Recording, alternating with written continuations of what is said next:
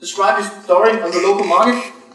This complete Norwegian webshop that enters the Danish market, they just presented when they launched in Denmark, and it created a lot of value. It's one of the difference between Danish and Swedish e-commerce is that in Denmark we use a lot of putting pictures of the owners and all the employees and trying to make it really to create a lot of dialogue. In Sweden you're a little bit more formal, so you don't have so much picture of the employees.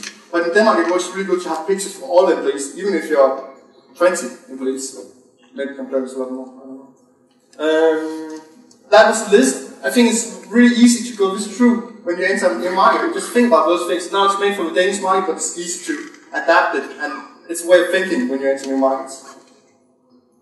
I'm going to present now how Coolstuff entered the Danish market, and how Coolstuff in 3 months became #1 gadget store in Denmark. This is Coolstuff. It's a Swedish webshop, and it sells gadgets online. This is the sales right now, and as you see, we have about 50% of the sale is abroad, and it's only 1.5 years since we launched in Denmark, and 6 months since we launched in Germany. This is the it was just to show you how it goes right now, and this is #1 gadget shop in Sweden. Now it's #1 gadget shop in Denmark. It's Sveriges beste e-handel 2008, and that is great because it's so much easier to launch a successful concept in a new market than a webshop that's not #1 in its own market. I think it doesn't make sense to enter new markets before you reach some kind of level. You have to be pretty good in your own market before you have any chance abroad.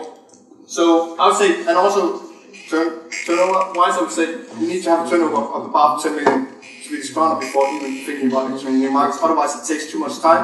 You're not prioritizing new market, and that means that you will fail in the new market. We have a turnover of 42 million Swedish kroner in 2008. This is how we prepare for entering the new Danish market. Translate every single word, costs 2 kroner a word. We opened a branch in Denmark. We went to Swedish Trade, and they opened up, so we have a physical address at Swedish Trade in Copenhagen. They help us get registered in Denmark, so we get a Danish organization number. They gave us a Danish phone number, and we used Swedish Trade in Denmark, in Norway, and in Germany. And it works really easy, it's really fast. It costs 35,000 Danish kroner, about that. It's money, but it's really worth it. We had a Danish domain, a Danish shop up running. We had to deal with PNL Bring in the beginning. We had the danska in place. And we got AdWords translated for free by Google, because if you have a big AdWords account, Google are happy to expand your business, help you expanding your business, so they do it for free. At that time at least, and also now, I know.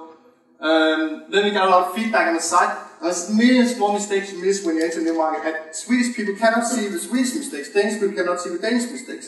So you have to get a Danish guy to go through this webshop you launched in Denmark, and then you will find all those small mistakes like TEL instead of TLF for phone number. The launch, there's no Danish employee, no Danish customer service. It's important to have customer service and those things, but it's a small company, so it's a question of what you can afford. And the first order was on 17th of October 2008, and 3 months later we had turnover of about 1 million Danish kroner, and we're #1 gadget store in Denmark. During the last year, after this, the sales increased 67% in Denmark, and April month and May until today, we had a higher sale per inhabitant in Denmark than in Sweden.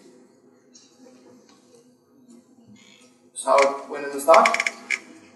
After the launch, we started to reply to Trustpilot reviews, we started to get e-handel. We had a Danish person